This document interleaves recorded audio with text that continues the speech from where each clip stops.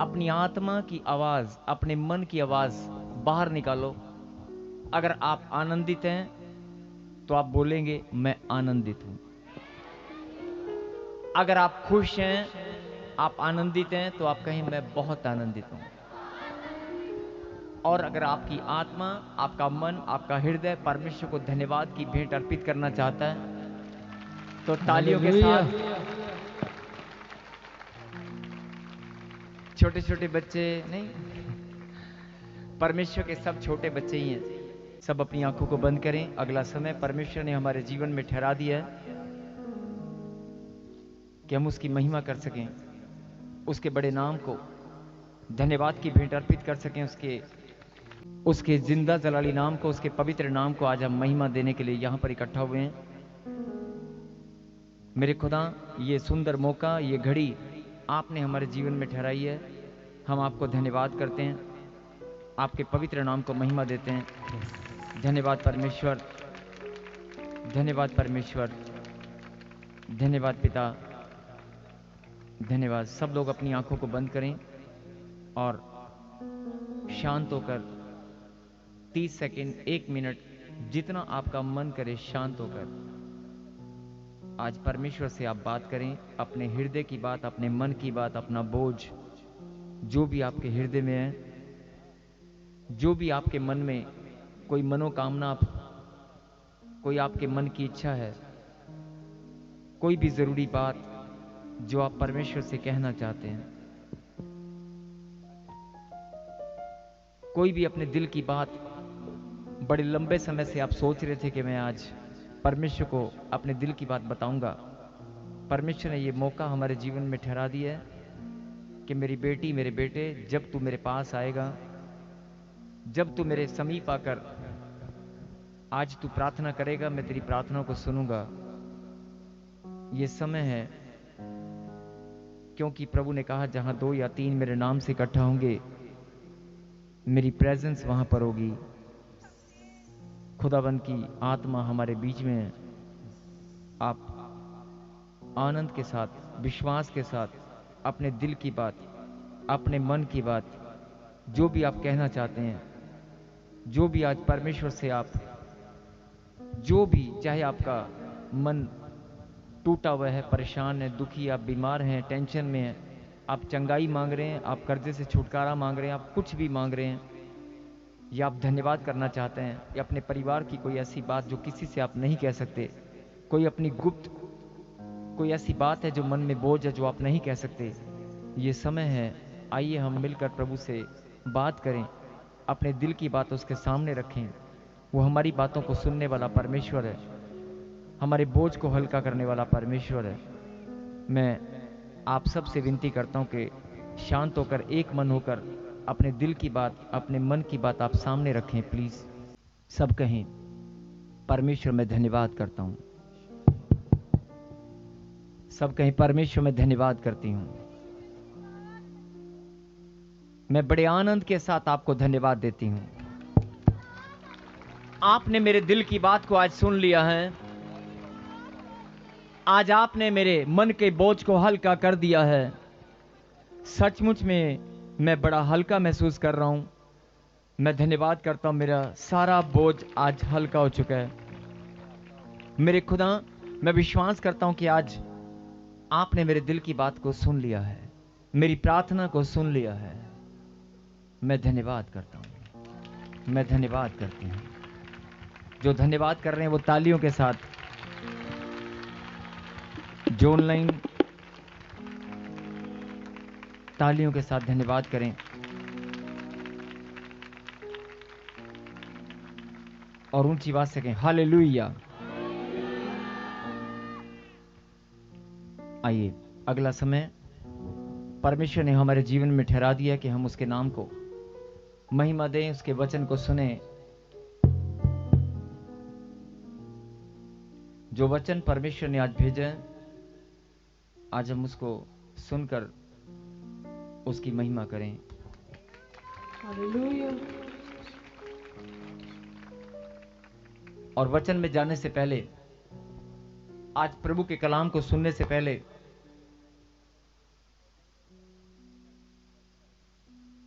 प्रभु का आत्मा आपसे पूछना चाहता है। मैं नहीं, कोई प्रभु का दास नहीं, कोई पास्टर नहीं,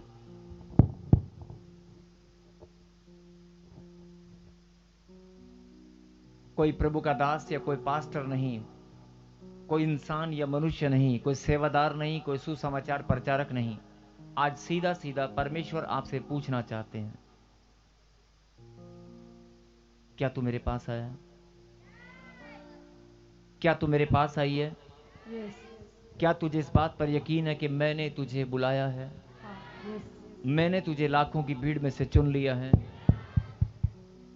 क्या तेरा दिल, तेरी आत्मा, तेरा मन इस बात की गवाही देता है कि मैंने तुझे चुन लिया है, मैंने तुझे बुलाया है, Yes, Amen. मैंने तुझे पुकारा है, मैंने तुझे बुलाया है? क्या तेरा मन इस बात की गवाही देता है? कोई पास्टर, कोई सुसमाचार प्रचारक या कोई इंसान या मनुष्य या कोई भी प्रभु का दास आपसे नहीं पूछ रहे हैं। अगर परमेश्वर आपसे पूछे, क्या आप गवाही दे सकते हैं कि मुझे बुलाने वाला परमेश्वर है? अगर आपको बुलाने वाला परमेश्वर है, परमेश्वर कोई मंत्री, कोई अधिकारी, कोई सिपाही या कोई बड़ा प्रशासनिक अधिकारी या कोई बहुत बड़ा ऑफिसर या कोई धनी व्यक्ति या कोई बड़ा बिजनेसमैन या फिर कोई आपका बड़ा रिश्तेदार या कोई बड़े फंक्शन में या कोई बड़ी मैरिज में आप नहीं आए हैं, आप परमेश्वर के बुलाने पर इकट्ठा हुए हैं। Amen. आप कोई मैंने कहा किसी नेता के फंक्शन में या किसी बड़े अधिकारी के प्रोग्राम में या सरकार के किसी प्रोग्राम में, ये बात आपका मन इस बात की गवाही देते हैं। आपके मन में अगर ये बात है कि मुझे परमेश्वर ने बुलाया है, तो परम ईश्वर जिसको बुलाते हैं वो खाली हाथ नहीं जाता। और मैं एक उदाहरण देना चाहता हूं। अगर आप अपने किसी रिश्तेदार के घर पर आए, अगर किसी रिलेटिव के घर पर आप जाएं, ध्यान से मेरी बात सुनना, अगर आप किसी रिलेटिव के घर पर जाते हैं तो जाने से पहले आप मिठाई का डब्बा ढूंढते कि नहीं? अगर बस स्टैंड पर आप उतर जाते हैं, घर मिठाई का डब्बा अगर भूल जाए तो आप फ्रूट की रेडी, कोई फ्रूट की दुकान ढूंढते कि नहीं? केले और सेब आपको याद आते हैं कि नहीं? आते हैं कि नहीं? आते हैं। और अगर कुछ भी याद ना आए, जल्दबाजी में आप भूल जाएं, तो उनके बच्चों को आप जब घर से निकल कर आएंगे तो कुछ भेंट देकर आएंगे कि नहीं आएंगे? 100, 50, 200, 500, अगर वो बहन है, भतीजा है, मामा है, भांजा, कुछ भी, उनके छोटे छोटे नन्हे मुन्ने बच्चे हैं, आप उनको भेंट देकर आएंगे कि नहीं? आएंगे ना? आप खाली हाथ आएंगे? नहीं आएंगे ना? और अगर वही रिश्तेदार जब आपके घर आएगा, अगर वही रिलेटिव, वही आपका दोस्त अगर आपके घर आएगा, तो वो डब्बा लेकर आएगा कि नहीं आएगा? वो खाली हाथ आएगा? नहीं आएगा ना? यही बात, इंसान होकर आप एक दूसरे से व्यवहार मतलब बर्ताव करना जानते हैं, एक दूसरे से लेन देन करना जानते हैं, एक दूसरे का सम्मान करना जानते हैं, एक दूसरे से प्रेम करना जानते हैं, और आप भेंट देना नहीं भूलते, आप भेंट लेकर जाना नहीं भूलते, चाहे वो 1 दर्जन केले हो या 2 किलो सेब हो या आम की पेटी हो या फिर मिठाई का डब्बा, भेंट किसी भी रूप में हो, आप अपने रिश्तेदार के पास आनंद के साथ खुश होकर आप भेंट लेकर जाते हैं। यह स्वभाव परमेश्वर ने ही आपके अंदर डाला है। इस स्वभाव को बनाने वाला, इस आदत को, इस हैबिट को, इस प्रेम को आपके अंदर डालने वाला परमेश्वर है। बोलो आमीन। धर्म और जाति से कोई लेना देना नहीं है, किसी भी समाज के लोगों से कोई लेना देना नहीं है, किसी भी नगर, गांव, शहर के लोगों से कोई लेना देना नहीं है। हर एक इंसान की यहां पर बात हो रही है, हर एक मनुष्य की बात हो रही है। और हम सब जानते हैं, देश कोई भी हो, गांव कोई भी हो, शहर कोई भी हो, हर एक इंसान जब भी किसी से मिलता है, मेल मिलाप करता है, तो भेंट लेकर जाता है कि नहीं जाता है? और अगर छोटे छोटे बच्चों का अगर बर्थडे पार्टी हो, छोटे से बच्चों का बर्थडे पार्टी है गली मोहल्ले में, आप अपने बच्चे को भी भेंट देना बचपन से ही सिखा देते हैं कि तू उसके घर पर जा रहा है बर्थडे केक काटने के लिए। छोटा सा बच्चा है 3-4 साल का, आप उसको कुछ पैसे या एक पेंसिल बॉक्स या कोई भी कोई भी गिफ्ट पैक कर कर बड़ी बहन या माता पिता पैक कर कर देते हैं, नहीं बेटा तूने खाली हाथ नहीं जाना है, तूने जब वहां पर केक कटेगा तो ये ज्योमेट्री बॉक्स, ये पेंसिल का डब्बा या भेंट वहां पर दे देना। आप अपने बच्चों को ऐसा तैयार करते हैं कि नहीं? बड़ी बहन या माता पिता छोटे छोटे बच्चों को हैबिट डालते हैं कि नहीं? डालते कि नहीं? मैं पूछ रहा हूं, डालते कि नहीं? आप इंसान होकर बचपन से ही अपने बच्चों के अंदर ये भावना, ये स्वभाव बनाना शुरू कर देते हैं कि नहीं, खाली हाथ नहीं जाना है, खाली हाथ नहीं जाना है। और खाली हाथ जब वो लोग तुम्हारे घर पर आएंगे बर्थडे पार्टी में, जब आपके घर में जन्मदिन वापस आपके बच्चों का होगा, तो वो परिवार, वो गली मोहल्ले में जो बच्चा जिसके घर पर आप भेंट देकर आए थे, क्या वो छोटा सा बच्चा जिसके घर पर आप भेंट देकर आए थे, जब वो आपके घर पर आएगा तो वो खाली हाथ आएगा? नहीं आएगा ना। यही बात समझने की है। और यहां से परमेश्वर के गहरे प्रेम को आप समझ सकते हैं। हर एक इंसान के अंदर परमेश्वर ने अपने प्रेम का चिन्ह डाल दिया है। बोला हालेलुया। और परमेश्वर ने आपके अंदर ये स्वभाव, ये कोई छोटी बात या ये कोई मामूली बात नहीं है, ये बहुत गहरी और बहुत बड़ी बात है। हर इंसान को समझने के लिए ये एग्जाम्पल, ये उदाहरण, बहुत बड़े बड़े उदाहरण हैं। और आप अपने ही जीवन से, अपने पड़ोस में, अपने रिश्तेदारी में आप समझ सकते हैं। किसी भी शादी में अगर आप कहीं जाएंगे, किसी भी शादी में अगर आप कहीं जाएंगे तो आप भेंट लेकर जरूर जाएंगे। और एक उदाहरण मैं और देना चाहूंगा कि जब आप किसी की शादी में जाते हैं तो आप शगुन देकर आते हैं कि नहीं? एक एनवलप या कोई सूट या कोई गिफ्ट पैक कराकर आप देकर आते हैं कि नहीं? और अगर वो शादी जिनके घर पे आपके माता पिता गए थे, और जब आपकी शादी 10 साल बाद होगी, या आपके परिवार में शादी, आपके घराने में शादी 5 या 7 साल बाद होगी, तो लोग पुराने रजिस्टर उठाते हैं, और उसमें कन्यादान या गिफ्ट पैक या भेंट उसमें कैलकुलेट की जाती है। पहले से लिखी होती है कि अरे जब वो 2 साल पहले, 3 साल पहले हमारे घर में आए थे फलाने फलाने फलाने के रिश्तेदार, नाना के, मामा के, फूफा के, तो वो क्या लेकर आए थे। लेकिन अगर वो इतना सा लाए थे तो अब हमें बढ़ाकर इतना देना ही पड़ेगा। क्या ये स्वभाव आपके अंदर है कि नहीं? क्या ये स्वभाव आपके अंदर है कि नहीं? है ना। अगर आपकी जेब में पैसे भी नहीं है तो भी जुगाड़ करना ही पड़ेगा। करना पड़ेगा कि नहीं करना पड़ेगा? आपके पास पैसे हैं या नहीं है, लेकिन आपको जुगाड़ करना ही पड़ेगा। और ये जुगाड़ करने के लिए मतलब अपनी इज्जत को बचाने के लिए, अपने सम्मान को बरकरार रखने के लिए, जिन लोगों को नींद आ रही है वो ताली बजाकर धन्यवाद कर रहे हैं।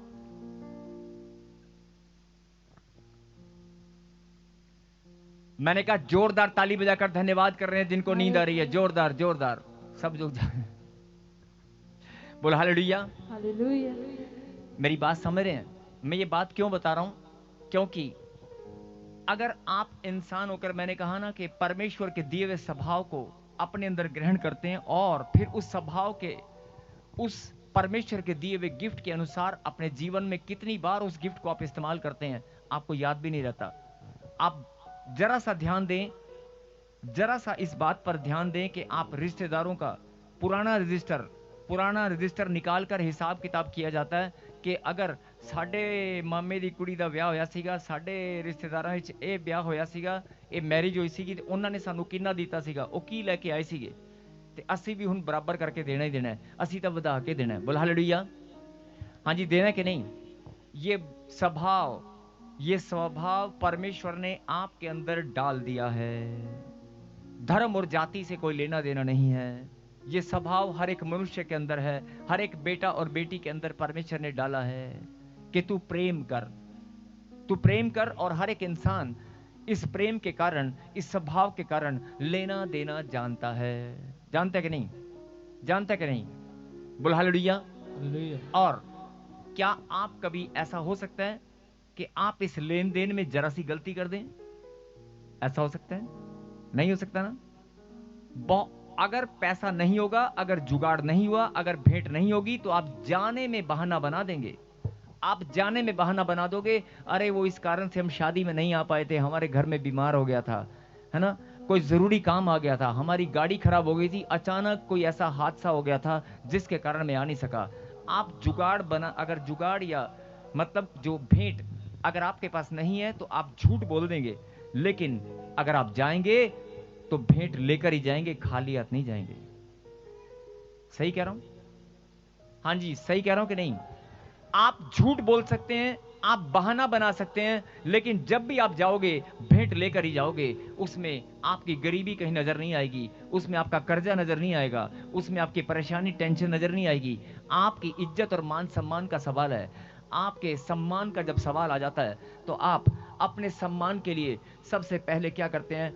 मुझे, मेरी सुन लो जी, सुन लो, मेरे भाई की शादी है, मुझे इतना तो देना ही पड़ेगा, जहां से मर्जी लाओ। अपने ही पति के गले में अंगूठा रख देती हैं बहुत सारी बहनें, लाना ही पड़ेगा, मुझे लेकर जाना ही है। मतलब बात छोटी हो या बड़ी, बात भेंट की आती है।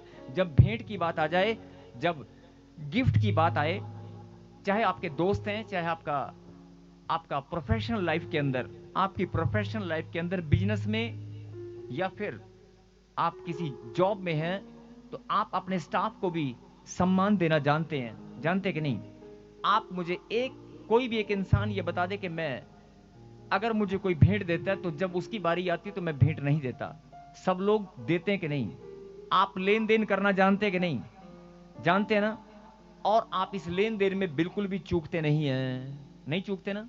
तो परमेश्वर कहता है जो स्वभाव मैंने तेरे अंदर डाला है, अगर तुम इस लेन देन का हिसाब किताब करना जानते हो और चूकते भी नहीं हो, तो मैं परम ईश्वर हूं। अगर तुम मेरे पास भेंट लेकर आए हो तो मैं तुम्हें खाली हाथ कैसे जाने दूंगा? मैं भी तुम्हें देकर ही भेजूंगा। आमेन। तुम मेरे पास प्यार की भेंट लेकर आए हो, विश्वास की भेंट लेकर आए हो, तुम मेरे पास आराधना की भेंट लेकर आए हो। जब आकर आप आराधना करते हैं तन मन धन से, कितने प्रकार से आप परमेश्वर के चरणों में आकर भेंट अर्पित करते हैं। जब आप परम ईश्वर के चरणों में भेंट अर्पित करते हैं तो क्या खुदावन आपकी भेंट को ग्रहण नहीं करेंगे? क्या आपकी भेंट को ग्रहण करने के बाद वो आपको खाली जाने देंगे? क्या परमेश्वर आपको खाली जाने देंगे? ठंडे दिमाग से सोचना। इंसान होकर आप एक दूसरे का पलटा देना जानते हैं, आप हिसाब किताब करना जानते हैं। अगर 10 साल पहले भी कोई शादी में आया था, उसने गिफ्ट दिया था, तो 10 साल बाद आपके परिवार में आपके बच्चे भी उसका हिसाब किताब चुकाएंगे। आप अपने सम्मान को ठेस पहुंचने नहीं देते। अपने सम्मान के लिए आप हिसाब किताब करना जानते हैं, भेंट देना जानते हैं। तो परमेश्वर बोलता है, सुन ले मेरी बेटी, सुन ले मेरे बेटे, आज तक तेरे मन में जो सवाल था, आज तक तेरे मन में जो बड़ा सवाल था कि मैं जब भी जाती हूँ मैं खाली हाथ आ जाती हूँ, मेरा काम कब बनेगा, मुझे चंगाई कब मिलेगी, मुझे छुटकारा कब मिलेगा, इस ये नेगेटिव सोच को अपने दिमाग से निकाल कर फेंक दे। अगर तू परमेश्वर के पास आई है तो तू खाली हाथ जाने वाली नहीं है। तेरे मांगने से पहले परमेश्वर जानता है तुझे किस चीज की आवश्यकता है। बोलो आमीन। आमेन। प्रभु ने वचन में लिखा है, तुम्हारे मांगने से पहले मैं जानता हूं कि तुम्हारी जरूरतें क्या हैं। बोलो आमीन।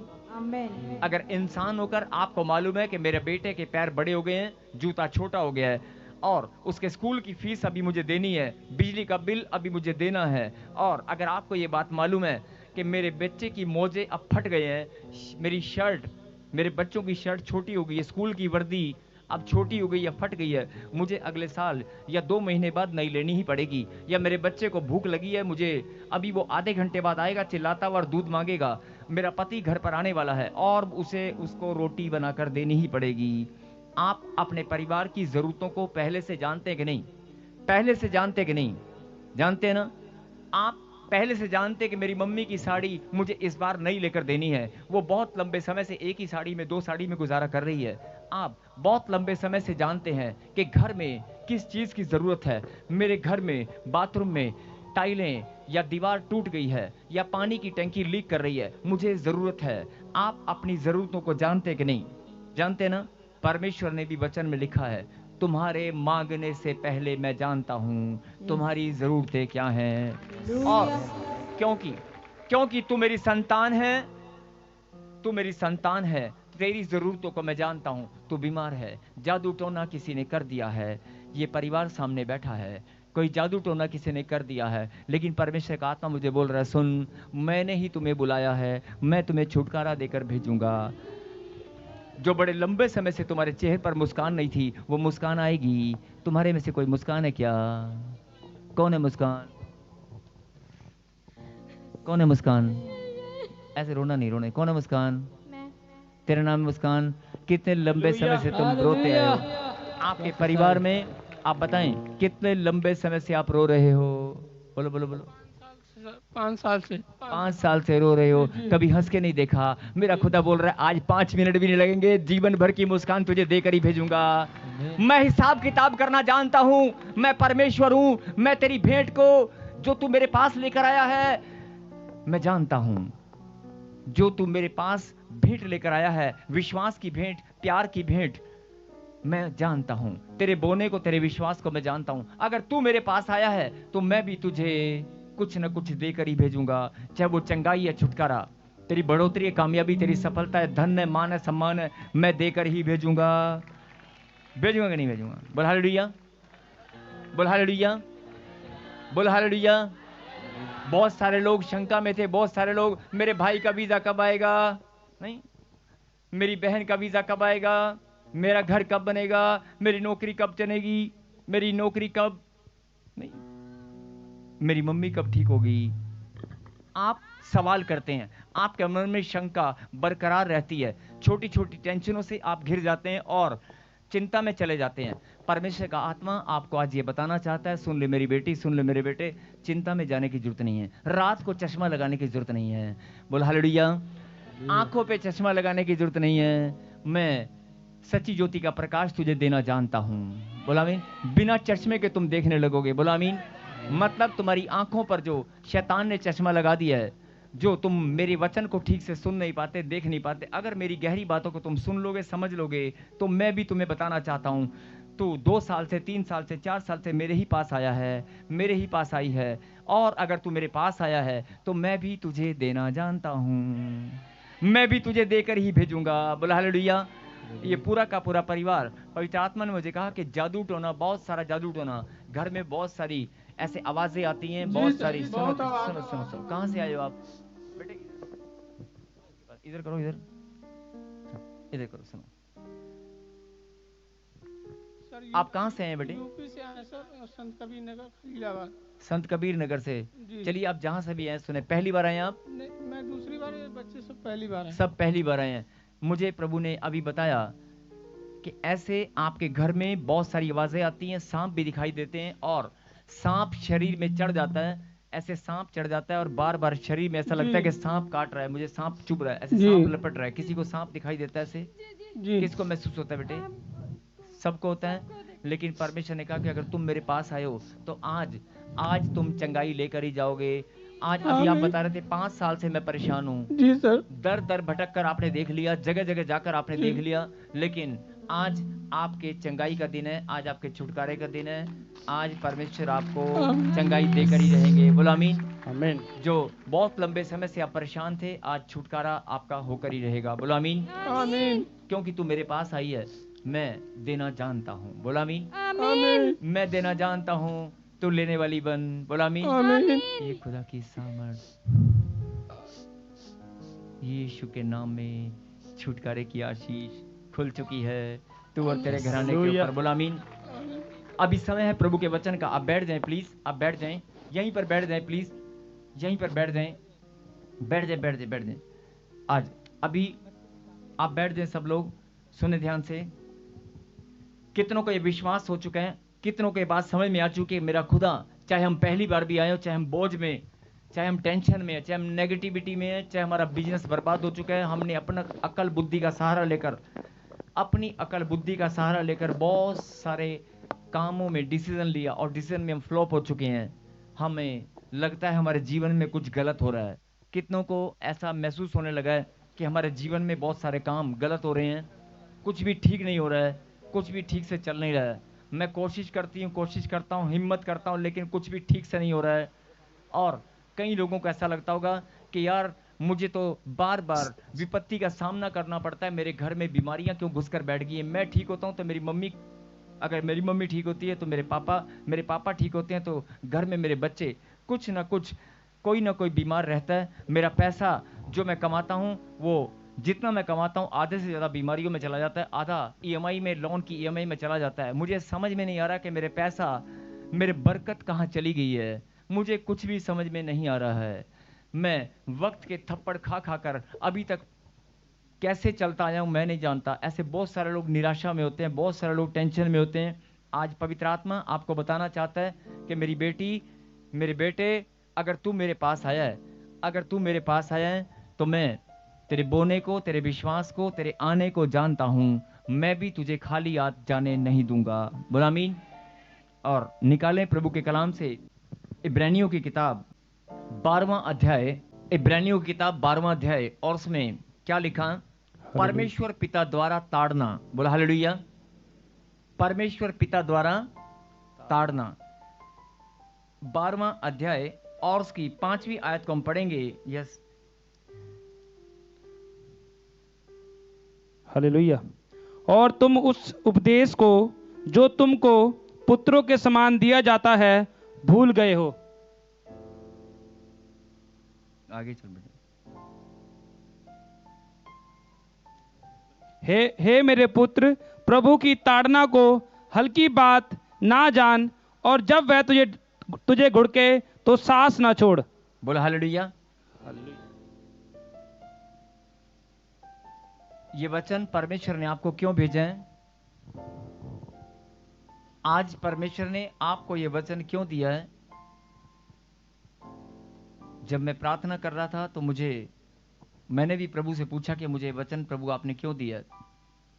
प्रभु ने कहा कि तू जब प्रचार करेगा मैं तुझे बताऊंगा। सुने, और तुम उस उपदेश को जो तुमको पुत्रों के समान दिया जाता है, उपदेश,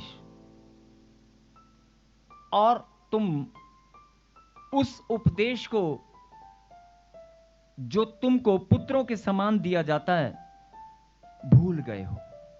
मतलब कि आप प्रार्थना कर रहे हैं, आप बाइबल पढ़ रहे हैं, भेंट और दशमांश बोते हैं, आप प्रभु के मंदिर में आते हैं, आप सेवा करते हैं, हर एक वो काम आप करते हैं जो आपकी आत्मा आपको वचन की शिक्षा के अनुसार आपको अगुवाई करती है। आपका मन वचन के अनुसार या प्रभु की आज्ञा के अनुसार अपने जीवन को आप चलाते हैं। आपने पवित्रता को, सच्चाई को आपने ग्रहण किया और परमेश्वर के मार्ग पर आप दौड़ रहे हैं। मैंने कहा दौड़ रहे हैं। बोला हालेलुया। लेकिन फिर भी बहुत सारे उपदेश हैं। प्रभु ने कहा कि जब मेरे जो उपदेश हैं वो पुत्रों के समान, मेरी जो बातें हैं वो पुत्रों के समान, मतलब बेटों के समान, पुत्रों के समान, यहां पर लिखा, और तुम इस उपदेश को जो तुमको पुत्रों के समान दिया जाता है भूल गए हो। मतलब आपको लगता है कि ये वचन जो मुझे मिला है ये आज्ञा है, या कोई बात परमेश्वर ने आपके जीवन में अगर आपको अगुवाई की है तो आपको लगता है कि ये तो शायद मुझसे नहीं होगा, या मैं कोशिश करूंगा, या उपदेश है। मतलब बहुत सारी बातें आप सुनते हैं और आपके दिमाग में स्थिर नहीं हो पाती और वो निकल जाती हैं। बहुत सारी बातें आपके दिमाग में स्थिर नहीं हो पाती, आपके दिल में, आपके दिमाग में, आपके जहन में स्थिर नहीं हो पाती। आप वचन पढ़ते हैं, परमेश्वर के प्रकाशन को भी आप पढ़ते हैं, और प्रकाशन को पढ़ने के बाद, प्रकाशन मिलने के बाद आप बहुत सारी गहरी बातों को भूल जाते हैं। बोला हालेलुया। और फिर जब कभी दोबारा आप उस वचन को पढ़ते हैं तो आपको वो बात याद आती है, हाँ ये वचन तो मैंने पढ़ा था और ये बात तो प्रभु ने मुझे पहले बताई थी। ऐसा कितनी बार आपके साथ होता है आप खुद जानते हैं। बोला हालेलुया। कहने का मतलब परमेश्वर आपको ये बताना चाहते हैं कि बहुत सारी बातें मैं तेरे जीवन में तुझे बताता हूं, उपदेश तेरे जीवन में, चेतावनी और उपदेश को मैं भेजता हूं, लेकिन तू भूल जाता है। ये तेरा स्वभाव है, ये तेरा स्वभाव है। बोला हालेलुया। हालेलुया। और जो मेरे उपदेश हैं वो पुत्रों के समान हैं। जैसे आप अपने बच्चों को, बेटों को, बेटियों को समझाते हैं कि बेटे ये काम ऐसे नहीं करना, ये काम ऐसे करना है, तू यहां से कदम मत निकालना, इस दिशा में मत जाना, इस मार्ग पर मत जाना। बहुत बातों में आप अपने बच्चों को समझाते हैं, लेकिन वो बच्चे कहना मान भी लेते हैं और नहीं भी मानते, दोनों ही बातें हैं। और कुछ बातों में वो उलाहना लेकर आते हैं। मतलब कि आपके बच्चे आपके उपदेश को जो आपने बोला कुछ दिन याद रखते हैं और कुछ दिन के बाद भूल जाते हैं और फिर से गलती करते हैं, और आप फिर से उन्हें समझाते हैं कि बेटे मैंने कहा था ना, मैंने कहा था ना ये काम नहीं करने का, तूने फिर किया। मैंने कहा था ना एक्टिवा लेकर नहीं जाना, मैंने कहा था ना ये मत करना, मैंने कहा था ना ये काम मत करना। बहुत बार आपके मुंह से, आपकी जुबान से शब्द निकलते हैं और अपने बच्चों को आप डांटते हैं, उपदेश देते हैं, आपके मुंह से निकलती है। मैंने कहा था ना, परमेश्वर भी यही बात आपको समझाना चाहते हैं। जवान बच्चों, परमेश्वर के बेटे और बेटियों, परमेश्वर भी आपको समझाना चाहते हैं। मैंने भी कहा था ना, मैंने भी बहुत बार अगुवाई किया था, मैंने भी कहा था ना, लेकिन तूने फिर से गलती किया। इसीलिए तेरे जीवन में तुझे लगता है कि मैं 4 साल से चर्च में आ रहा हूं, मैं 10 साल से प्रार्थना कर रहा हूं, मेरे पास बच्चे की आशीष नहीं है। लोगों के पास बच्चों की लाइन लगी हुई है। मेरे परिवार में मेरे ही भाइयों के पास 2-2, 3-3 संतान है, लेकिन मेरे पास बेटा नहीं है, मेरे पास एक भी पुत्र नहीं है। मैं 10 साल से मेरी कोख सूनी है। मेरा मतलब आपके बिजनेस, आपके कारोबार, आपकी प्रार्थनाएं अगर आपको फल लेकर नहीं आती, आपके पास कोई उत्तर नहीं है, आप प्रार्थना में कुछ मांग रहे हैं, आपको फल नहीं मिल रहा या प्रार्थना का उत्तर नहीं मिल रहा, तो आप निराशा में हैं। आप चर्च के साथ, प्रभु के साथ जुड़े हुए हैं, प्रभु के वचन को सुनते हैं, उपदेश को सुनते हैं, लेकिन सुनने के बाद फिर भूल जाते हैं, उसमें स्थिरता नहीं दिखाते। ये बात उन लोगों के लिए हो रही है जो स्थिरता नहीं दिखाते। बोलो हालेलुया।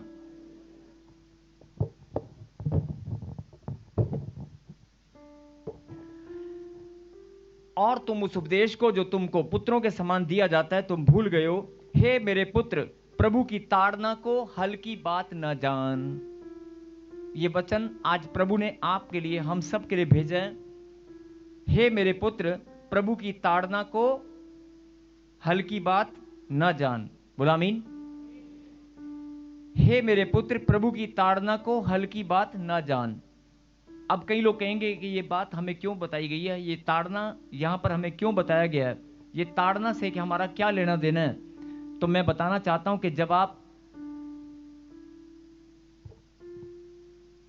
और इसके बाद एक और बात लिखी है, हे मेरे पुत्र, प्रभु की ताड़ना को हल्की बात न जान, और जब वह तुझे घुड़के तो साहस ना छोड़। जब वह तुझे घुड़के तो साहस ना छोड़।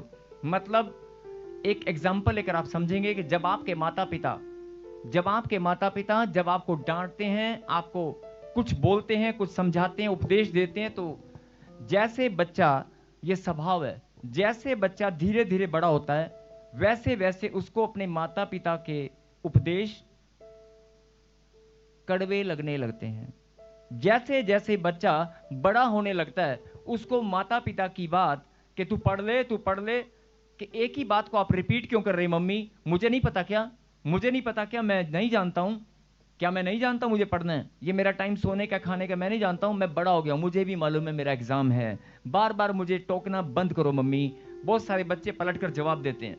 मैं घर घर की एक एग्जाम्पल लेकर आपको समझा रहा हूं कि जब आपके बच्चे पलटकर जवाब दें, जब आप ही अपने बच्चों को पलटकर जवाब को सुनने में आप आदी हो जाएं, मतलब जो आपने उपदेश दिया, आपने अपने बच्चों को डांटा, ध्यान से समझने की बात है, आपने अपने बच्चों को, अपने छोटे भाइयों को या छोटी बहन को या अपने भाई बहनों को आपने डांट कर समझाया, या अपने बिजनेस कारोबार में अपने जूनियर्स को, अपने स्टाफ को आपने डांटा, आपने समझाया, लेकिन उन्होंने कुछ दिन तो कुछ बात को अमल किया, लेकिन उसके बाद वो, वॉल्यूम कम कर, इसकी वॉल्यूम थोड़ा सा कम, ज्यादा नहीं, ज्यादा है। बोल हालेलुया। बंद नहीं करना है बेटे, कम करना है। बोल हालेलुया। और क्या लिखा कि जब वह प्रभु की ताड़ना को हल्की बात मत जान, प्रभु की ताड़ना को हल्की बात मत जान, और जब वह तुझे घुड़के तो साहस मत छोड़ना। बहुत सारे बच्चे साहस छोड़ देते हैं। बहुत सारे बच्चे जब मम्मी पापा कुछ बोलते हैं तो साहस छोड़ देते हैं, और इरिटेशन मतलब चिड़चिड़ापन उनके अंदर स्वभाव में आ जाता है। आता है कि नहीं? आता है कि नहीं? अगर आपका पास्टर भी कलीसिया के अंदर अगर आपको बार बार कोई चेतावनी दे, कुछ उपदेश दे, कुछ समझाए, तो आप थोड़े दिन बाद जब देखो मुझे ही बोलते रहते हैं, जब देखो मुझे ही बोलते रहते हैं, ऐसा स्वभाव में ये इंसान के अपने आप ही ऑटोमेटिकली चिड़चिड़ापन आना शुरू हो जाता है। होता है कि नहीं? होता है कि नहीं? अगर आपके स्वभाव में चिड़चिड़ापन आता है, आगे जाकर ये चिड़चिड़ापन, अभी आपको समझ में आएगा, थोड़ा सा नोट करना, चिड़चिड़ापन, जब आपके स्वभाव में चिड़चिड़ापन आए, इस बात को आप अपने जहन में रखकर, दिमाग में रखकर थोड़ी देर के लिए आप भूल जाएं और अगली बात सुने, फिर दोबारा मैं आपको बताऊंगा चिड़चिड़ापन ये क्यों आया। बोल हालेलुया। और इसके आगे हम पढ़ेंगे, क्योंकि प्रभु जिससे प्रेम करता है, 6, ये अभी 5 पढ़ा था आपने, 12 का 5 और 12 के 6 में क्या लिखा? हालेलुया, क्योंकि प्रभु जिससे प्रेम करता है उसकी ताड़ना भी करता है। बोला हालेलुया। हालेलुया, और जिसे पुत्र बना लेता है उसको कोड़े भी लगाता है। बोला हालेलुया। हालेलुया, अब बहुत सारे लोग कहेंगे कोड़े लगाना, ताड़ना करना, मतलब मेरा क्या लेना देना इससे? कोड़े लगाना, ताड़ना करना, घुड़कना, मेरा क्या लेना देना इससे?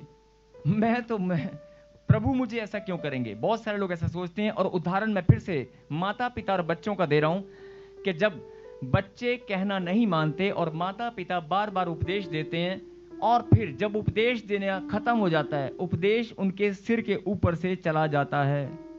मैं एक एग्जाम्पल देकर समझा रहा हूं। जब उपदेश बच्चों के सिर के ऊपर से चला जाता है तो फिर माता पिता डांट निकालते हैं, डांटते हैं। जब उपदेश समझ में नहीं आता तो क्या होता है? डांटा जाता है। और जब डांट भी बच्चों को एक बार समझ में आ गई, लेकिन दूसरी बार डांट का भी असर नहीं होता, जब बच्चों को डांट का असर ना हो, वो थोड़े से और बड़े हो गए, तो फिर क्या होता है? फिर माता पिता और ज्यादा डांटते हैं, कठोर होकर डांटते हैं। और कई माता पिता बच्चों को बोलते हैं तुझे आज मैं दूध नहीं दूंगी, तुझे आज मैं खाना नहीं दूंगी। डांटते कि नहीं डांटते? डांटते ना? खाना नहीं दूंगी, दूध नहीं मिलेगा, तुझे कमरे में बंद कर दूंगी, आज मैं तुझे स्टोर में बंद कर दूंगा। बहुत सारी माता, बहुत सारे पिता अपने बच्चों को डांटते, और बहुत सारी माताएं अपने बच्चों को धमकी देती हैं, तेरे पापा के आने से पहले, तेरे पापा के आने से पहले अगर तूने नहीं कुछ करके दिखाया तो आज बच्चे तू गया, आज मैं तेरे पापा को शिकायत तेरी लगाऊंगी। बहुत सारे बच्चे डर के, नहीं मम्मी पापा को मत बताना, पापा को मत बताना। ये क्या है? ऐसे घर घर में बहुत सारे। अभी आपको थोड़ी सी गहराई में, आप इस बात की गहराई को समझना कि जब आप बचपन से लेकर आप बड़े हुए हैं, आपने इस बात को समझा होगा, और अब आप बड़े होकर अपने ही बच्चों को आप ऐसा डांटते हैं। पहले क्या किया आपने? पहले आपने उपदेश दिया, पहले आपने बच्चों को समझाया, फिर समझाने के बाद आपने क्या किया? समझाने के बाद आपने उनको उपदेश दिया, समझाया, लेकिन वो नहीं माने तो आपने डांटा। फिर आपने अपनी डांट में कठोरता दिखाई, और उसके बाद डांट में कठोरता दिखाने के बाद भी बच्चे कुछ दिन तो सही थे, लेकिन फिर आपने और कठोरता दिखाई, और ज्यादा डांट दिखाई। फिर अगर बच्चे नहीं मानते तो फिर माता पिता क्या करते हैं? आप बताएं क्या करते हैं? डंडा उठाते हैं कि नहीं? अरे डंडा उठाते हैं कि नहीं? बहुत सारी माताएं झाड़ू उठाती हैं, बहुत सारी माताएं जो हाथ में आता है वही उठा लेती है। ले बेटे आज तू नहीं उठाती कि नहीं? पुराने समय में तो बहुत उठाते थे, आजकल माताएं भी डरती हैं कि बच्चे को लग ना जाए, लेकिन उठाती कि नहीं? उठाती कि नहीं?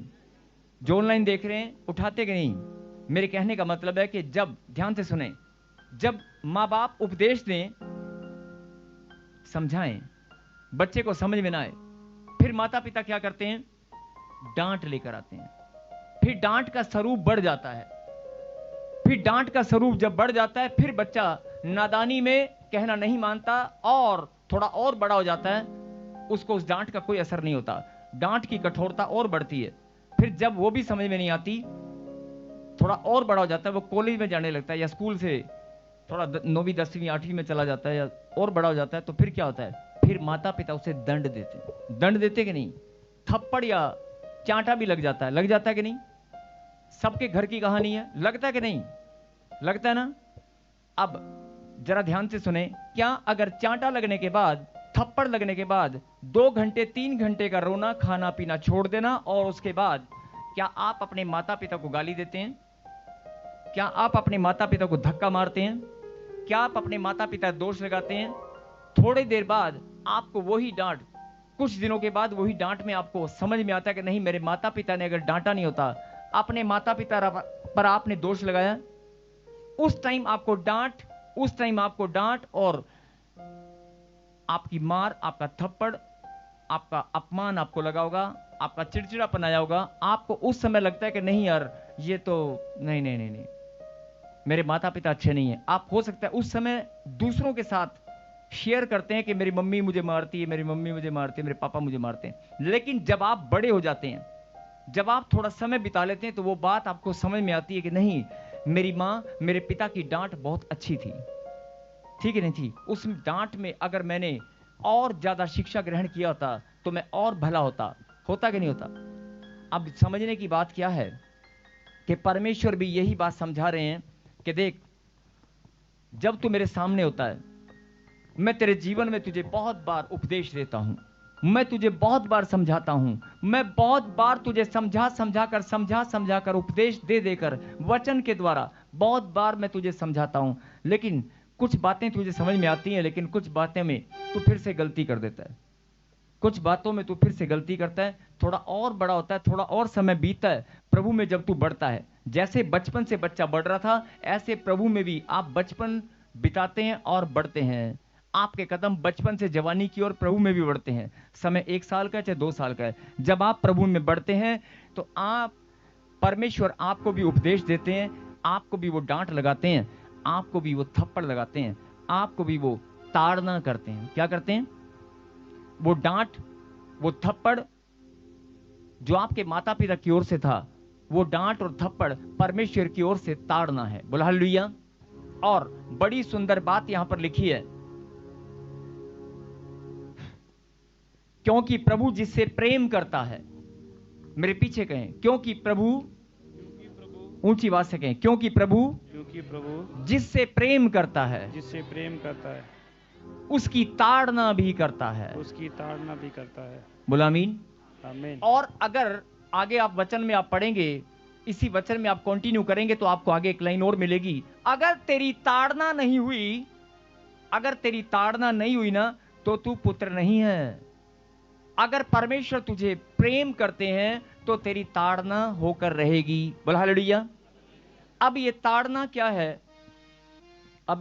क्या है कि जीवन में प्रभु के मार्ग पर चलते हुए आप हल्का सा दुख उठाते हैं, प्रभु के मार्ग पर चलते हुए आपका पैसा रुक जाता है, आपको लगता है यार मैं इतनी प्रार्थना कर मेरा पैसा नहीं आ रहा।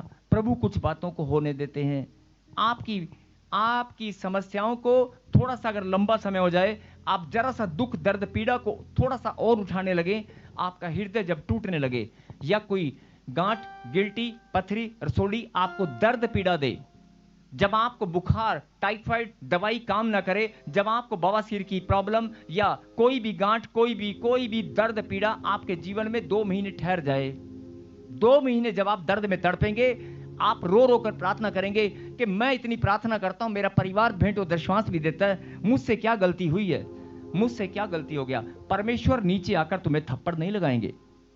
तुम्हारी मम्मी तुम्हें थप्पड़ लगा सकती है, तुम्हारे पापा तुम्हें डंडा मार सकते हैं, तुम्हारे पापा तुम्हें स्टोर में बंद कर सकते हैं, तुम्हारी मम्मी पापा तुम्हारा खाना बंद कर सकते हैं, लेकिन मेरा खुदा तुम्हारा खाना पीना बंद नहीं करेगा। वो तुम्हें थप्पड़ नहीं लगाएगा, वो तुम्हें अपमानित नहीं करेगा, लेकिन वो तुम्हें ताड़ना करेगा जरूर। जो ताड़ना है वो जरूर होगी, ताकि उस ताड़ना के द्वारा तुम्हारी बढ़ोतरी हो। और सीधा सीधा प्रभु ने, बहुत सारे लोग, ये उत्तर है उन लोगों के लिए, आंसर है उन लोगों के लिए जो लोग सवाल के घेरे में घूमते रहते हैं और दिन रात सोचते रहते हैं, अरे इतना टाइम हो गया, सब कुछ आनंद ही आनंद है, दुकान भी सही चल रही है, पैसा भी सही आ रहा है, घर में बीमारी भी कोई नहीं है, लेकिन मेरे बच्चे का एडमिशन नहीं हो पा रहा। सब कुछ सही है, पैसा भी है, धन भी है, दौलत भी है, मान भी, सम्मान भी, मेरे बच्चों का रिश्ता नहीं हो पा रहा, मेरे बच्चों का रिश्ता नहीं हो पा रहा। आप हर तरह से वैभव, ऐश्वर्य, मान, सम्मान, पैसा, धन, दौलत सब कुछ आपके पास है, सब कुछ आपके पास होने के बाद आपके रिश्ते ना हो, आपके बच्चों की, आपकी बेटियों के रिश्ते नहीं हो पा रहे, 2 साल, 3 साल, 4 साल, 5 साल वही रिश्तेदार आपके पास आएंगे, क्या हुआ तुम्हारी बेटी का रिश्ता नहीं हो पाया। आप ऊपर से हंस रहे हैं, प्रभु में मजबूत हैं, लेकिन उसी दिन आप कमरे में बंद हो जाएंगे अपने आप को और रोने लगेंगे फूट फूट कर, हे परमेश्वर मेरी बेटी निकम्मी है कि मैं निकम्मी हूं, मेरी बेटी में निकम्मापन है, मेरी बेटी के पाप मुझ पर हैं, या मेरे कोई पाप मेरी बेटी के ऊपर भारी पड़े हैं, या कोई पुरखों के श्राप है, क्या है, मेरी बेटी का रिश्ता क्यों नहीं हो पा रहा, मेरा बिजनेस क्यों नहीं चल पा रहा। आप टूट कर रोने लगेंगे।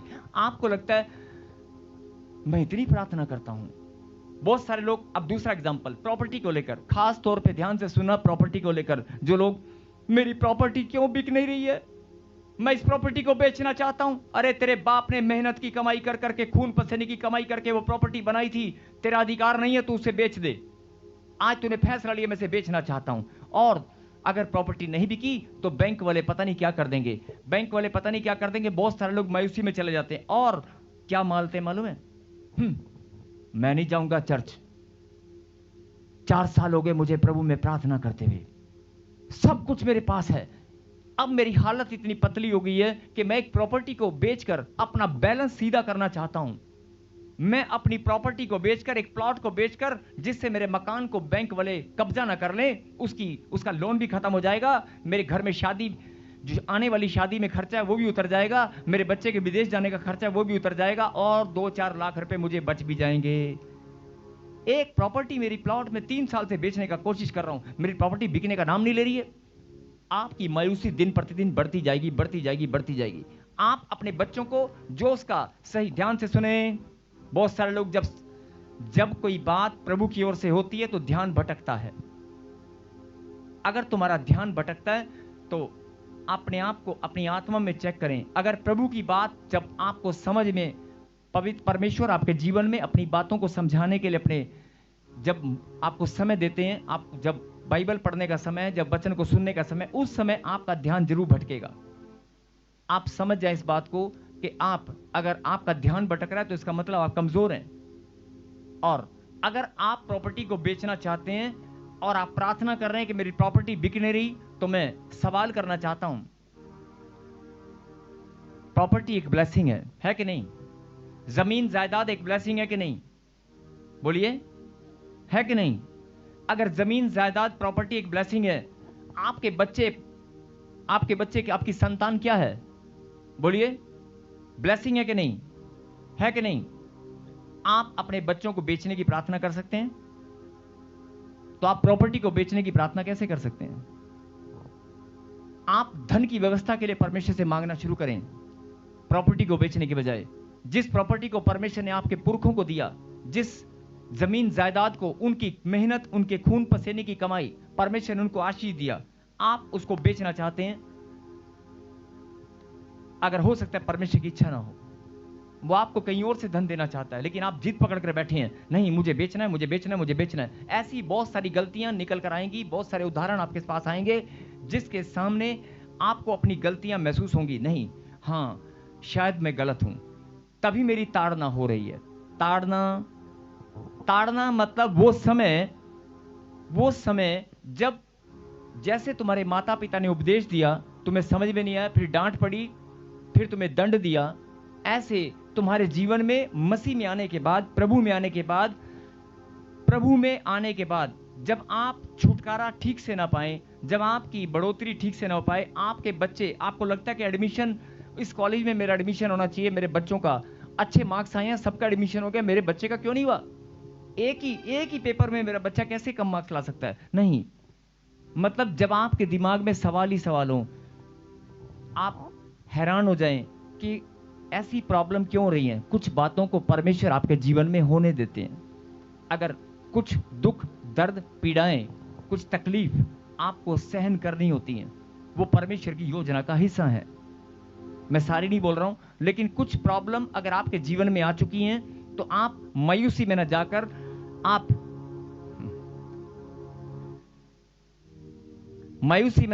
आप परमेश्वर को धन्यवाद कर सकते हैं कि प्रभु धन्य हूं मैं जो आज पीड़ा सहन करके, तेरी ताड़ना को सहन करने के मैं लायक हूं। बोलो आमीन। बहुत सारे लोग, जब ताड़ना होती है, जब दंड पड़ता है, जब दंड आता है, जब विपत्ति आती है, तो टूट जाते हैं, कमजोर हो जाते हैं। अगर आप कमजोर हैं, कोई बात नहीं, आप प्रार्थना कर रहे हैं, कोई बात नहीं, परमेश्वर छुटकारा देंगे, परमेश्वर आपको छुटकारा देंगे, आपकी बढ़ोतरी होगी, आप छुटकारा पाएंगे, आप बीमार है तो चंगे हो जाएंगे, सब कुछ होगा।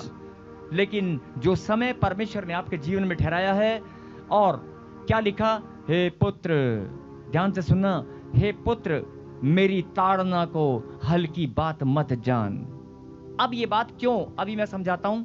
ये जरा सब लोग अपना ध्यान केंद्रित करें इस बात के ऊपर, अपने ध्यान को केंद्रित करें इस बात के ऊपर कि प्रभु ने लिखा, हे मेरे पुत्र मेरी ताड़ना को हल्की बात मत जान।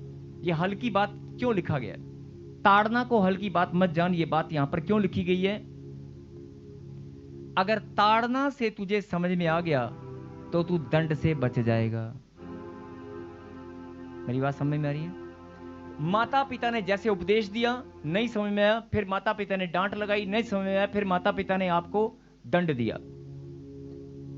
ऐसे ही परमेश्वर भी, जब तक तुझे प्रभु की बात समझ में नहीं आई, अगर प्रभु ने तुझे चुन लिया है तो, अगर परमेश्वर ने तुझे चुन लिया है तो परमेश्वर तुझे छोड़ने वाले नहीं हैं।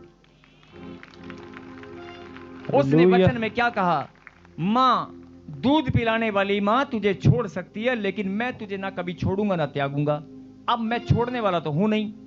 जितना रोना है रो ले, जितना चिल्लाना है चिल्ला ले, जितना दुख दर्द पीड़ा में तूने मुझे कोसना है, मुझ पर दोष लगाने लगा ले, जितना तूने मुझे छोड़कर दूरी बनानी है बना ले, जितना प्रार्थना से तूने भागना है भाग ले, लेकिन जब तक तुझे मेरी बात समझ में नहीं आएगी, हे मेरे पुत्र, मेरी ताड़ना को हल्की बात मत जान। अगर मैंने तुझे ताड़ना दी है, थोड़ा सा दुख, थोड़ी सी प्रॉब्लम, थोड़ा सा कर्जा, थोड़ा सा समय तुझे दिक्कत से निकालना पड़ रहा है, तेरे जीवन में थोड़ा सा समय दुख का है, तो घबरा मत, हल्की बात मत जान, वो मेरी ताड़ना भी हो सकती है। और अगर तू उसको हल्की जान लेगा तो ताड़ना से बाद फिर क्या आएगा? फिर दंड आएगा, फिर विपत्ति आएगी। इसलिए जब प्रभु ताड़ना करें तो अपने आप को धन्य समझो। बोल हालेलुया। हालेलुया। अगर आपका बच्चा चलता फिरता नहीं है, आपका बच्चा प्रॉब्लम में है, समस्या में, बीमारी में है, तो बहुत सारे माता पिता रोने लग जाते हैं, ओए मेरा बच्चा, ओए मेरा बच्चा, रोने लग जाते हैं। अरे वो तो प्रभु की ताड़ना है। तू प्रार्थना में बढ़, परमेश्वर दया करेंगे, तेरा बच्चा ठीक हो जाएगा। और अगर तुझे वो बात समझ में नहीं आई, थोड़ा सा कर्जा, अचानक से बोलने लगे, अरे मैं प्रभु में दशमांश देता हूं, लेकिन अचानक से मुझे कोई ठग कर चला गया। अरे मुझे कोई कैसे ठग सकता है? मेरा पैसा लॉस में कैसे जा सकता है? मैं तो प्रभु में हूं। अगर थोड़ा सा लॉस हुआ है, घबरा मत, अपने आप को धन्य समझ। हो सकता है प्रभु की ताड़ना हो। मेरी ताड़ना को हल्की बात मत जान। अगर हल्की जानेगा तो ताड़ना के बाद दंड आएगा। हो सकता है दंड में जाए। दंड में जाने से अच्छा है ताड़ना को सहन कर। और क्या लिखा? परमेश्वर जिससे प्रेम रखते हैं उसकी ताड़ना भी करते हैं। परमेश्वर जिससे प्रेम रखते हैं उसकी ताड़ना भी करते हैं। और अगर तेरी ताड़ना नहीं हुई तो तू पुत्र नहीं है। अगर तूने प्रभु में आने के बाद दुख दर्द पीड़ा को सहन नहीं किया तो तू पुत्र नहीं है। अगर तुझे दुख उठाकर दुख सहन करना नहीं आया, अगर तुझे विपत्ति का सामना सहन करना नहीं आया, तुझे ताड़ना समझ में नहीं आई, अगर तेरी ताड़ना हो रही है, तेरी ताड़ना हो रही है, तो अपने आप को धन्य समझ। बोल हालेलुया। हालेलुया। बजाय घबराने के, बजाय कमजोर बनने के, आज इस शिक्षा को ग्रहण करें। परमेश्वर ने कहा, चाहे तेरा बच्चा, चाहे तेरी प्रॉब्लम छोटी है बड़ी है कुछ भी है, लेकिन हो सकता है वो ताड़ना हो, वो छोटी सी ताड़ना है, लेकिन अगर तुझे मेरी ताड़ना हल्की लगेगी तो फिर दंड उठाएगा, फिर विपत्ति में जाएगा, लेकिन मैं छोड़ने वाला नहीं हूं। मतलब अब ताड़ना में काम चलाना है या दंड में काम चलाना है या विपत्ति में काम चलाना है, ये आपके हाथों में है। बोल हालेलुया। अगर प्रभु की बात समझ में आ गई, हाँ जी सही कह रहा हूं गलत कह रहा हूं? सही कह रहा हूं ना? अब तेरी मर्जी है तुझे ताड़ना में काम चलाना है कि नहीं। लोग कहते हैं अरे बड़ी विपत्ति मेरे जीवन में आ गई, ऐसे नहीं आती है। जो लोग प्रभु की बात को ठीक से नहीं समझते वही विपत्ति का सामना करते हैं। और एक बात और, बड़ी से बड़ी विपत्ति भी आ जाए, आपने देखा होगा बड़े बड़े तूफान आते हैं, बहुत बड़े बड़े वृक्ष, पुराने से पुराने, हजारों साल पुराने वृक्ष उखड़ कर गिर धराशायी हो जाते हैं। आपने ताड़ना को, परमेश्वर की ताड़ना को हल्का नहीं समझा और ताड़ना को आपने धन्यवाद के रूप में, प्रभु की महिमा, प्रभु को आपने अपने आप को धन्य समझा। यस, मैं प्रभु की ताड़ना के योग्य हूं, प्रभु ने मेरे जीवन में मुझे ताड़ना दी है, इसका मतलब मैं पुत्र हूं। बोला आमीन। और सुनेंगे इस वचन को फिर से, और उसके बाद मैं प्रार्थना करूंगा। जिनको ये बात समझ में आ गई है ऊंची बात से कहें हालेलुया। हे मेरे पुत्र, प्रभु की ताड़ना को हल्की बात मत जान। प्रभु की ताड़ना को हल्की बात मत जान। मतलब छोटी छोटी प्रॉब्लम, छोटी छोटी समस्याएं जब तेरे जीवन में आती हैं तो निराशा में मत जा। अगर बच्चा नहीं है 2 साल 4 साल 5 साल से, कोई बात नहीं। वीजा नहीं है, कोई बात नहीं, वो तेरी ताड़ना है। परमेश्वर तुझे अपने मार्ग को समझाना चाहते हैं। परमेश्वर तुझे पकड़कर अपनी ओर लाना चाहते हैं। परमेश्वर तुझे प्रेम दिखाना चाहते हैं। तू भटका हुआ था, तू इधर उधर किसी और को परमेश्वर मानकर, या कहीं भी तू जा रहा था, भटक रहा था, लेकिन परमेश्वर तेरे मार्ग को अपनी ओर लाना चाहते हैं। अगर तेरे जीवन में दुख था, तकलीफ थी, प्रॉब्लम थी, समस्या थी, गरीबी थी, कर्जा था, जादू टोना था, कुछ भी था, सुसाइड करने का मन कर रहा था, कोई बात नहीं। बच्चों को मारने का मन कर रहा था, कोई बात नहीं, वो तेरी ताड़ना है। और मेरी ताड़ना को हल्का मत समझ। परिस्थिति कैसे भी हो, हालात कैसे भी हो, ताड़ना को हल्का मत समझ, नहीं तो ताड़ना के बाद दंड आएगा। बोल हालेलुया। हालेलुया। एक बात और सुने और अपने जीवन में इस बात को नोट करना, ताड़ना दंड से पहले आती है। ताड़ना दंड से पहले आएगी, दंड बाद में आएगा। अगर आपको ताड़ना में प्रभु का प्रेम समझ में आ गया तो दंड कभी नहीं आएगा।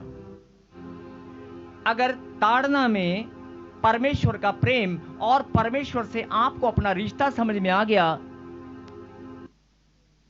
परमेश्वर का प्रेम और अपना रिश्ता समझ में आ गया कि मैं पुत्र हूं, तो दंड कभी नहीं आएगा, नामधराई कभी नहीं होगी, विपत्ति कभी नहीं आएगी।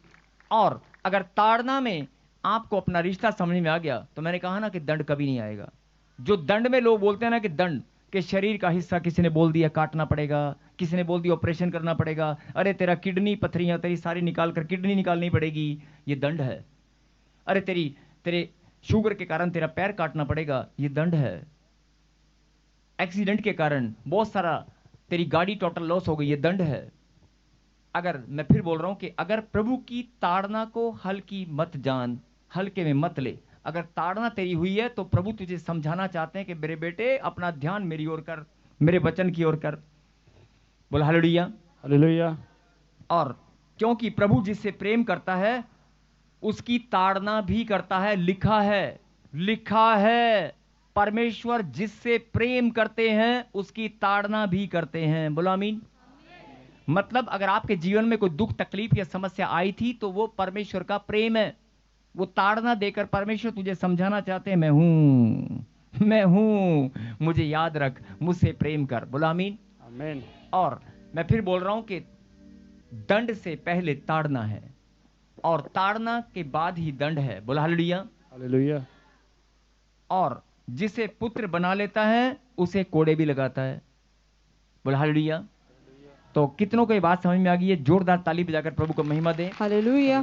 कहने का मतलब है कि आज के वचन से परमेश्वर आपको यह समझाना चाहते हैं कि तेरे जीवन में जो हो रहा है, तेरे जीवन में जो चल रहा है, लेकिन अभी जब आपने प्रार्थना शुरू किया था तो मैंने एक लाइन आपके मुंह से आपने अंगीकार किया था। मैंने कहा था, क्या आपकी आत्मा आपको गवाही देती है कि मुझे प्रभु ने बुलाया?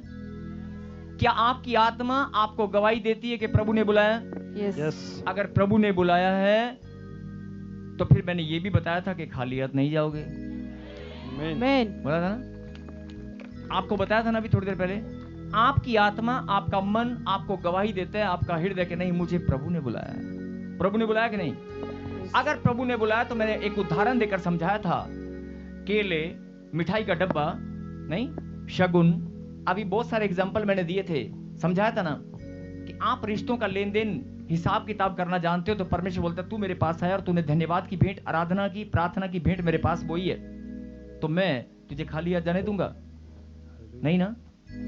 और अगर तू इस बात को भी समझ चुका है कि परमेश्वर मुझे बुलाया है और वो मुझे खाली हाथ नहीं जाने देगा, लेकिन फिर भी आपके मन में सवाल चलने लग जाते हैं कि दोनों बातें तो सही हैं, लेकिन मेरी आशीष क्यों नहीं मिल रही, मेरी चंगाई क्यों नहीं मिल रही, मेरा काम क्यों नहीं बन रहा, मेरा काम। हो सकता है वो तेरी ताड़ना हो सकता है वो तेरी ताड़ना हो। इसलिए उसकी ताड़ना को हल्के में मत जान। भारी दंड में नहीं पड़ेगा, विपत्ति का सामना नहीं करेगा। परमेश्वर तुझे अपनी हथेली पर संभाल के रखेंगे। और प्रभु आपको यही समझाना चाहते हैं, परमेश्वर जिससे प्रेम रखते हैं उसकी ताड़ना करते हैं। इसलिए ताड़ना को मतलब छोटी छोटी बातों को, दुख तकलीफ को अपने जीवन में आप कमजोर न बने, परमेश्वर की बात को समझें। ये दुख तकलीफ ये सब परमेश्वर की ओर से ताड़ना है। और प्रभु कहा ना कि जो पुत्र है उसकी ताड़ना होगी, और जिसकी ताड़ना नहीं हुई वो पुत्र नहीं है। आप पुत्र हैं तो ताड़ना से घबराने वाली बात नहीं है। छोटी मोटी बातों से जो समय चल रहा है कि चंगाई नहीं मिली, वीजा नहीं मिला, घर नहीं बना, ये नहीं बना, वो नहीं बना, ये बोलना बंद करो। केवल धन्यवाद करो कि जो भी समय चला गया, जो चल रहा है वो प्रभु की महिमा के लिए है। मैं चुना गया हूँ, आमीन, मैं बुलाया गया हूँ, आमीन, मैं चुना गया हूँ, मैं बुलाया गया हूँ। परमेश्वर ने मुझे बुलाया है, वो मुझे खाली आज जाने नहीं देगा। आमीन, मेरी आशीष पर मेरा ही नाम लिखा है, मेरी चंगाई पर मेरा ही नाम लिखा है। वो सही समय पर मेरे ही पास आएगी। यस, मैं आज से जो लोग विपत्ति में थोड़ा सा दर्द पीड़ा, थोड़ा सा जीवन में कुछ भी होता है तो हम लोग कुड़कुड़ाने लगते हैं, बड़बड़ाने लगते हैं, पता नहीं कब, हे परमेश्वर, हे खुदा, पता नहीं तू कब देगा। नहीं, कब देगा नहीं, अभी के अभी देगा। अगर तुझे प्रभु की बात समझ में आ गई, अभी के अभी देगा। तेरा फैसला अभी के अभी होगा, अभी के अभी होगा। बोलो आमीन, आमीन। ताली बजाकर धन्यवाद करें,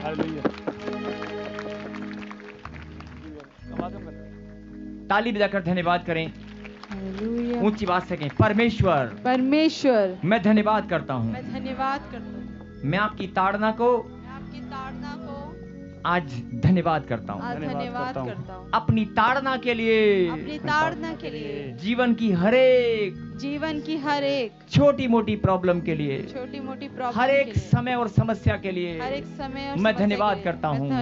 मैं जान चुका हूँ, मैं जान चुकी हूँ, मेरा मेरा खुदा मुझे संभालने वाला है, मुझे संभालने वाला है, मेरा खुदा मुझे बचाने वाला है, मेरा खुदा मुझे बढ़ाने वाला है, मैं धन्यवाद करती हूँ अपनी चंगाई के लिए, अपनी बढ़ोतरी के लिए, अपने छुटकारे के लिए, अपनी आजादी के लिए, अपनी आजादी के लिए, अपने परिवार की, यस सब मिलकर बोले, अपने परिवार की खुशियों और आनंद के लिए मैं धन्यवाद करती हूँ। आज से मैं घबराने वाली नहीं हूँ, मैं प्रभु की ताड़ना को आज धन्यवाद करती हूँ, सच्चे मन से तालियों के साथ। और देखना, आप बड़ी बड़ी गवाहियों के साथ प्रभु की महिमा करने वाले हैं। बोला आमीन।